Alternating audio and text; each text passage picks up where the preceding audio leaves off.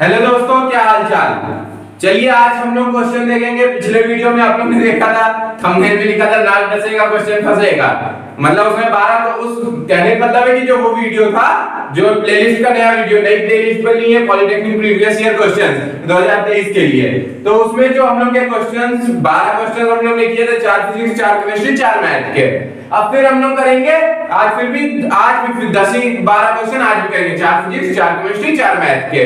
बाकी जो लोग चैनल पे नए हैं वो लोग जा करके थ्योरी वाले भी वीडियो देख लीजिएगा। सबको पता है पॉलिटेक्निक में थ्योरी नहीं आती है, लेकिन जब तक थ्योरी समझेंगे नहीं तब तक क्वेश्चंस कहां से लगा लेंगे। इसीलिए पहले जाकर के इसके ज्यादा लंबे वीडियो नहीं है, 8 से 10 मिनट का वीडियो है और स्पीड बढ़ा लेंगे तो 2 से 3 मिनट में खत्म हो जाएगा, चैप्टर ही समझ में आ जाया करेगा। आप लोग जाके वहां से देख लीजिएगा। आज हम बात करेंगे अपने सेकंड वीडियो पे, जिसमें आप मैथ के 4 क्वेश्चन लगाएंगे, फिर 4 फिजिक्स के 4 केमिस्ट्री के। ये सब भी क्वेश्चन आने के चांसेस अब जो लगवा रहे हो प्रीवियस ईयर ही रहेंगे, कभी ना कभी 10-15 साल में आए होंगे। कब कौन सा आ जाए सबको कंफर्म नहीं है, लेकिन आज प्रैक्टिस बनी रहेगी, कोई भी आएगा हो जाएगा। अब मैथ वगैरह ऐसा है कि हर क्वेश्चन एक दूसरे से जुड़ा रहता है, इसके जो स्टेप है वो किसी और क्वेश्चंस में काम आएंगे। चलिए देखते हैं। पहला क्वेश्चन क्या है, √32 प्लस √48 अपॉन √8 प्लस √12। अब देखिए √32, अब इसको हम लोग क्या लिख सकते हैं, पहले इसका एलसीएम लीजिए। 2 1 जा 2, 2 2 जा 2 6 जा 12, फिर 4 4 जा 16, 4 1 जा 4। अब देखिए इसको क्या अंडर रूट में 2 into 4 into 4 है। अब जो जिसका जोड़ा निकलता है उसको बाहर लिख लेते हैं, मतलब पेयर अगर बनता है तो 4√2 ये बना। ठीक है, ऐसे सबको जब कर लेंगे अपना देखिएगा आप लोग। तो √32 है तो इसका स्टेप देखिएगा, मार्कर नहीं चल रहा है, ब्लैक मार्कर यूज करना पड़ेगा। चलिए √32 को क्या लिख सकते हैं, 4√2 प्लस इसी तरह 48 को क्या लिख सकते हैं, 4√3 अपॉन 8 को क्या लिख सकते हैं, देखिए आप लोग करते रहिए। इसको लिख सकते हैं 8 को 2√2, क्योंकि 8 का एलसीएम लेंगे तो 2 into 2 into 2 आएगा, तो 2 का पेयर निकलेगा, एक अंदर रहेगा, प्लस 2√3 12 का हो गया। अब बताइए इसमें क्या होना चाहिए। अब इसमें कॉमन लीजिए, देखिए क्या क्या कॉमन आ रहा है। तो ऊपर 4 कॉमन आ जाएगा, ब्रैकेट में क्या बचेगा √2 प्लस √3, फिर नीचे 2 कॉमन आ जाएगा तो ब्रैकेट में क्या बचेगा √2 प्लस √3। ये कट जाएगा, 2 1 जा 2, 2 2 जा 4, आंसर क्या आ गया, 2 आ गया आंसर। कोई दिक्कत समझ में सबको आ गया होगा। आराम आराम से चल रहे हैं, जिसको लगे कि स्पीड धीमे है वो स्पीड के ऑप्शन से जाकर के 4x पे अरे 2x पे लगा दे, मैक्सिमम तो 2x ही होता है। अब अगला क्वेश्चन देखते हैं। अब इसमें ध्यान से देखिएगा, ये अंडर रूट है, एक इसके ऊपर रूट दिया, रूट के ऊपर जो है यहाँ पे 3 दिया है, फिर 1 प्लस अंडर रूट इसके अंदर भी 3 ऊपर दे दिया है, फिर 3 4 3। अब हमारा सबसे इसका मतलब क्या होता है, जो हम लोग पेयर में कर रहे थे उसमें 2 निकाल रहे थे, तो आपकी रूट के अंदर ही चीजें रहेंगी, लेकिन वहां पे 1 हो जाएगी। कोई दिक्कत, रूट से निकलते समय वहां पे चीजें 1 हो जाएंगी। तो जब 343 का एलसीएम लेंगे 7 से जाएगा, 7 4 जा 28, 7 4 जा 28, बचा कितना 63, 7 9 जा 63, 7 7 जा 49, 7 1 जा 7। अब ये देखिए, ये अगर कहीं 3√3 4 3 ऐसे लिखा है तो 3√7 into 7 into 7 मतलब 3 बार आएगा, क्या हो जाएगा यहाँ पे 7 था, तो यहाँ पे 7 हो जाएगा। तो अब इस क्वेश्चन में देखते हैं, 3 यहाँ पे रहेगा रूट के ऊपर, 1 प्लस इसको क्या लिख सकते हैं 3, फिर √7 into 7 into 7, 3 का बना तो अगली बार में निकल आएगा, √1 प्लस 3 का था तो 1 ही आ जाएगा, फिर 3 √1 प्लस 7 कितना हो जाएगा 8 हो जाएगा, फिर 8 का एलसीएम लेंगे 2 into 2 into 2 3 टाइम आ जाएगा। ठीक है, तो यहाँ पे क्या हो जाएगा 2 एक बार लिख दिया जाएगा आंसर। कोई दिक्कत, किसी को कोई दिक्कत नहीं होनी चाहिए। इसका मतलब यही, जहां पे ये रूट के ऊपर दे दिया करे तो अंदर उसका एलसीएम लीजिए, जहां पे वो एलसीएम अक्सर ये रहेगा ही कि अगर यहाँ 3 लिखा है तो 3, यहाँ 4 लिखा है तो मल्टीप्लाई 4, अगर 2 जो 2 है वो 4 बार आता तो एक बार लिया जाता।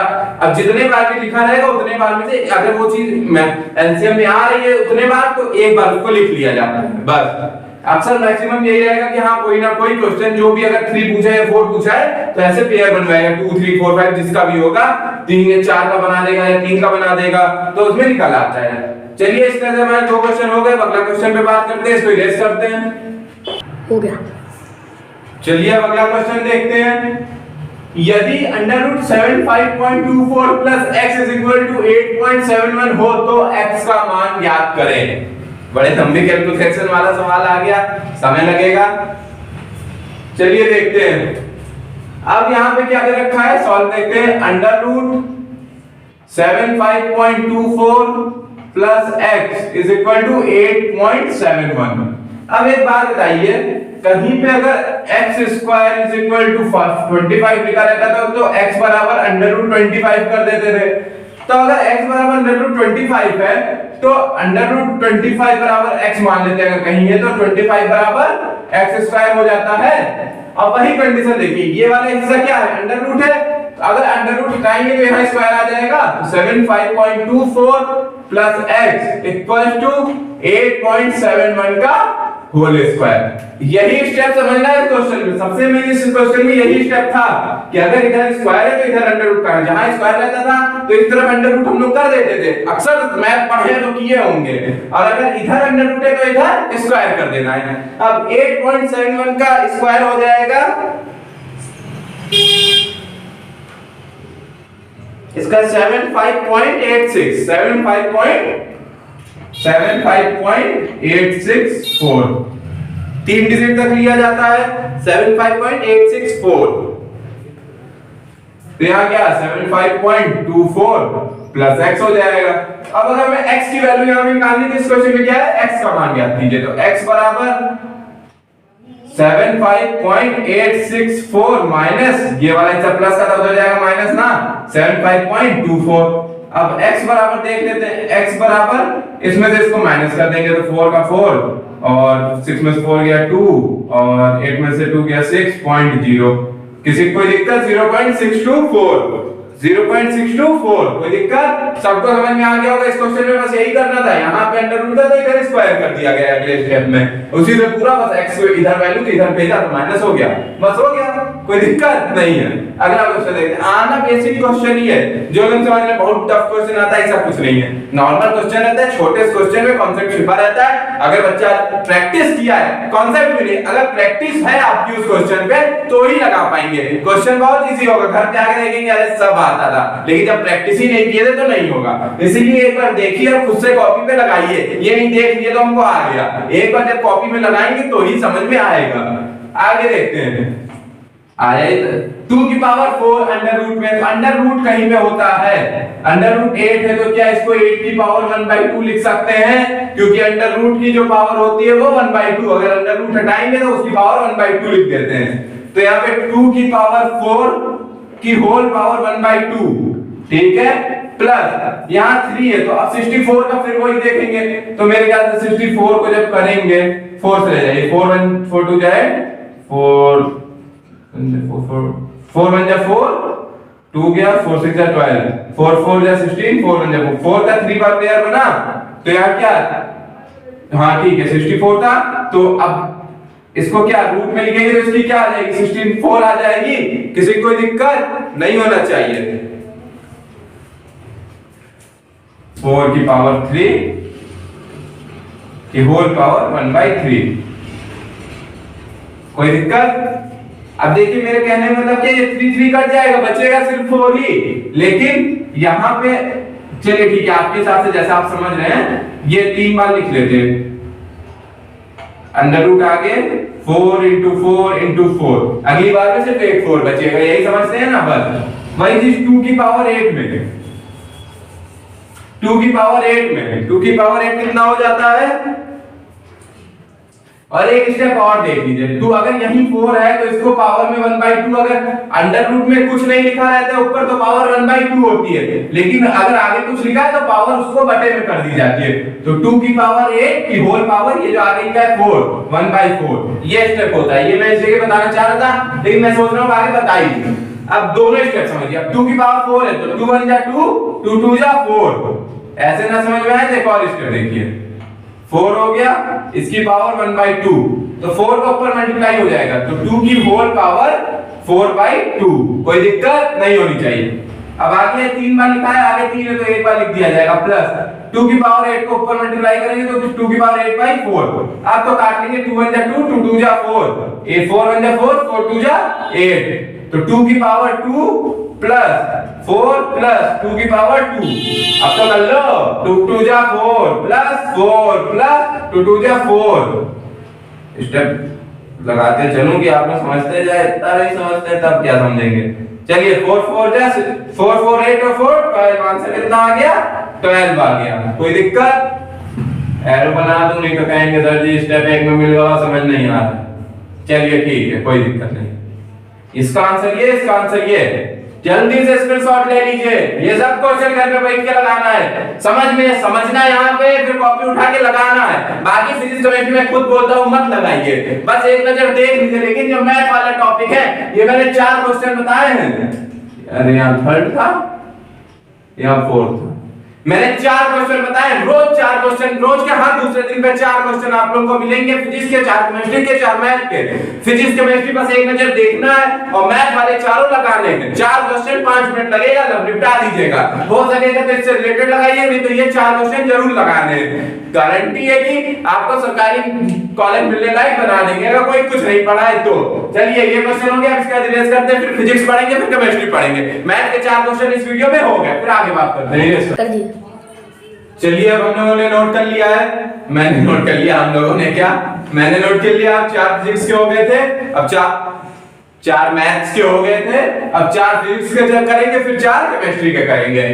अब देखिए एकांक सदिश का परिमाण होता है, पहली चीज सदिश क्या है, सदिश क्या है, वे राशियां जिनके पास परिमाण के साथ साथ दिशा का भी ज्ञान होता है, सदिश राशियां होती हैं। ठीक है, परिभाषा में जो चीज हो सकता है लाइन से बताते चलता हूं कि आप लोगों को साथ में चलता रहे, भले वीडियो 2-4 मिनट बढ़ जाए, लंबा हो जाए, उसकी बात नहीं होगा, तो आप लोग स्किप भी कर लेते हैं। चलिए देखते हैं, एकांक सदिश का परिमाण होता है, एकांक सदिश का परिमाण 1 होता है, शून्य सदिश का परिमाण 0 होता है। तो इसमें बताना क्या है, तो जो मेरे जो बैच चल रही थी फिजिक्स YouTube पे एक फ्री बैच चल रही थी, वो ऐप में नहीं, जो बैच चल रही थी उन पे अगर लाइन से देखे होंगे वीडियो, नहीं देखे तो जाके देख लीजिएगा प्लेलिस्ट से चैनल में जाकर के, तो उन लोगों को ये सब चीजें पहले से पता होंगी, क्योंकि मैंने ये सब चीजें डिटेल में एकदम एक्सप्लेन किया है। शुरुआत में 15 चैप्टर डिटेल में पढ़ाए हैं, उसके बाद थोड़ा सा था कि पेपर की डेट आगे जल्दी या देर का, इस वजह से कोर्स खींचा गया था, लेकिन 15 चैप्टर तो जम के पढ़ाए गए, उसके बाद एमसीक्यू जम के 15 वीडियो में जाकर के देखिएगा। चलिए एकांक सदिश का परिमाण कितना, 1, कोई बताने की जरूरत नहीं, 1 होता है। चलिए ठीक है, अब एक वस्तु एक समान वेग से चल रही है तो त्वरण होगा। वस्तु मान लीजिए मैं यहाँ से आया, ऐसे ऐसे एकदम स्लो मोशन में एकदम आराम से चल रहा हूँ, तो क्या त्वरण 0 होगा?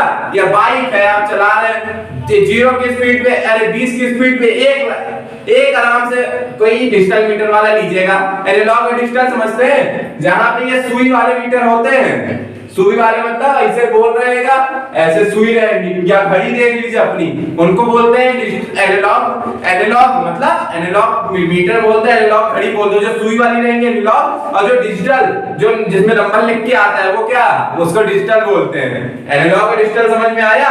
एनालॉग कौन सी चीज होती है? ये जो सुई वाली होती है, बाइक का मीटर देख लीजिए, घड़ी घर वाली देख लीजिए, वो क्या हो गया, जिसमें सुई वगैरह वाली, सुई से रहता है, मतलब सुई से स्पीड ऐसे ऐसे बढ़ती है, वो क्या होता है, एनालॉग होता है। और डिजिटल कौन सी होती है? जो नंबर में लिख के आता है, 12 फिर कॉलन 05 12:05 आगे PM भी AM भी लिखा रहता है किसी में, तो वो कौन सी हो गई, एनालॉग। बाइक वगैरह में भी देखे होंगे, अपाचे वगैरह का देख लीजिए, कुछ बाइक में तो दोनों ही रहते हैं, तो वैसे नॉर्मल राइडर वगैरह आ रही है इस समय, उसमें केवल एनालॉग डिजिटल आ रहा है, केवल नंबर में लिख के आएगा, पेट्रोल सब। अब जो पुरानी बाइक रहती थी वो किसमें आता था, उसमें सुई में आता था। बुला रहे हैं। हाँ तो भाई एक लोग आ गए थे थोड़ा सा, इसलिए वीडियो पॉज करना पड़ा। हाँ, तो एनालॉग कौन सी होती है? एनालॉग वो वाली होती है जो घड़ी वगैरह देख लीजिए, बाइक के मीटर देख लीजिए। एनालॉग और डिजिटल के बारे में बात हो रही है, जिसमें सुई वाला आता है, धीरे धीरे बढ़ता है, कम होता है, वो कौन सी होती है? एनालॉग होती है। और डिजिटल कौन सी होती है? जो नंबर में आती है। एग्जांपल, घर में जो घड़ी वगैरह रहती है, पुरानी बाइकों में जो मीटर रहते थे, ये सब क्या है? एनालॉग है। और डिजिटल क्या चीज है? आजकल नई वाली जो रेडर आ रही है 1,20,000 की, उसमें क्या है? पेट्रोल भी बताएगा, खुटी खुटी खुटी बना के, मतलब डिजिटल में, और जो नंबर स्पीड बताएगा 1 2 3 4 ऐसे, ये सब जो है। और घर में स्टेशन, रेलवे स्टेशन पहुंचाइए, वहां जो घड़ी रखी रहती है वो कौन सी है? डिजिटल है। बस इतना फर्क है, बात खत्म। एनालॉग डिजिटल वो तो बीच में आ गया तो बताया मैंने। अब एक वस्तु एक समान वेग से चल रही है तो त्वरण होगा। अगर कोई नॉर्मल एक स्पीड से चल रही है, 20 की स्पीड में चल रही है, तो चलती रह रही है, तो 20 है, तो उसका वेग त्वरण कितना होता है? जी तो वो हो गया ना, ग्रेविटी कितना लग रही है तो ना सिंबल है, तो उसका त्वरण जो है वो शून्य होता है। अगर, क्योंकि परिभाषा ही से समझिए, वेग परिवर्तन की दर को त्वरण कहते हैं। मतलब जब तक वेग में परिवर्तन नहीं होगा तब तक त्वरण कहां से उत्पन्न होगा? तो ठीक है, कोई दिक्कत नहीं। इसका क्या, अगर वेग समान है, परिवर्तित नहीं हो रहा है, परिवर्तन की दर मतलब क्या? परिवर्तित हो रहा है, मतलब समय समय पे बदल रहा है वेग, और समय के से भाग कर देते तो त्वरण का मान पता चलता है। तो अगर एक समान वेग है तो त्वरण शून्य होता है, कोई दिक्कत नहीं होनी चाहिए। मार्कर दूसरा ले लूं।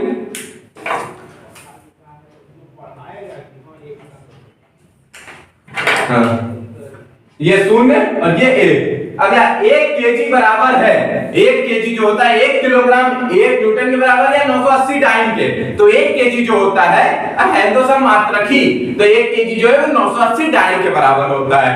अब वही वाला समझ लीजिए, तेल लेने जाइए तो 1 केजी लिखा रहता है, अंदर 920 ग्राम रहता है वो सब चीजें है, लेकिन नहीं, एक दोनों ही मात्रक है। 1 केजी जो है उसमें 980 डाइन जब होगा तो उसको 1 केजी बोल दिया जाता है। 1000 ग्राम होता है तो उसको 1 किलोग्राम बोल दिया जाता है, तो 980 डाइन हो जाता है। ठीक है, कोई दिक्कत नहीं होनी चाहिए।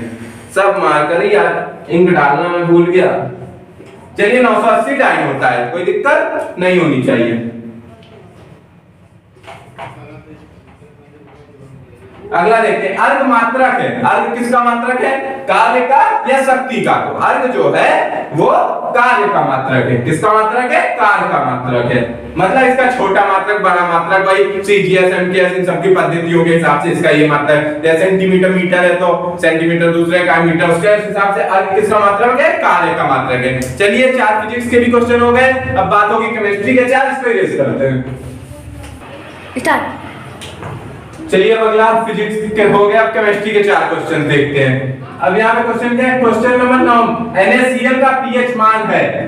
अब पीएच मान वही होता है जिससे क्षार और अम्ल का पता किया जाता है। अगर 7 के ऊपर है तो वो अम्ल, 7 के बाद है तो क्षार है, ये सब चीजें पता की जाती हैं। तो NaCl का पीएच मान होता है 7। कितना होता है? NaCl का जो पीएच मान होता है वो 7 होता है। अब आगे देखते हैं, ताप बढ़ाने पर आयन की मात्रा, ताप बढ़ाने पर अगर मान लीजिए NaCl को पानी में घोल देते हैं तो ताप मतलब जब गर्म करेंगे पानी को, किसी भी चीज को अगर किसी भी चीज में मिला देते हैं, उसके बाद उस चीज को गर्म करते हैं तो उसमें आयनों की संख्या बढ़ती है। ताप बढ़ाने पर आयनों की मात्रा बढ़ती है। अब आगे देखते हैं, 2NH2n + 3H2, ये रिएक्शन होके क्या बनेगा? 2n + 3H2 क्या बन जाएगा? 3 क्या है? 2 नाइट्रोजन है तो 2NH, हाइड्रोजन कितना? 3 × 6 है, 3 × 6, 2NH3। तो यहाँ पे क्या बन जाएगा? ये वाला ऑप्शन सही है, पहला वाला 2NH3। अगला देखते हैं, C + O2 क्या बन जाएगा? CO2, कार्बन प्लस ऑक्सीजन क्या बन जाएगा? Carbon dioxide. तो इसका ऑप्शन ए वाला इसका भी सही है। इसमें क्या था? 2 नाइट्रोजन और 3 हाइड्रोजन मिलकर क्या बन जाते हैं? 2NH3, मतलब NH3 मतलब अमोनिया, 2 अमोनिया का निर्माण करते हैं। इस तरह से हमारा आज का वीडियो ये कंप्लीट हुआ। ये भी आप लोगों को हर दूसरे तीसरे दिन पे आपको ये क्वेश्चंस मिला करेंगे सारे एमसीक्यूज वाले। बाकी ज्यादा से ज्यादा शेयर करिए, लाइक करिए, सब्सक्राइब करिए, और 15 तारीख से फिर हम लोग लाइव स्ट्रीम भी चलाएंगे पेपर होने के 10 दिन पहले, 5 दिन पहले से। बाकी जो लोग चैनल पे नए, लाइक करिएगा, शेयर करिएगा, सब्सक्राइब करिएगा। नमस्कार।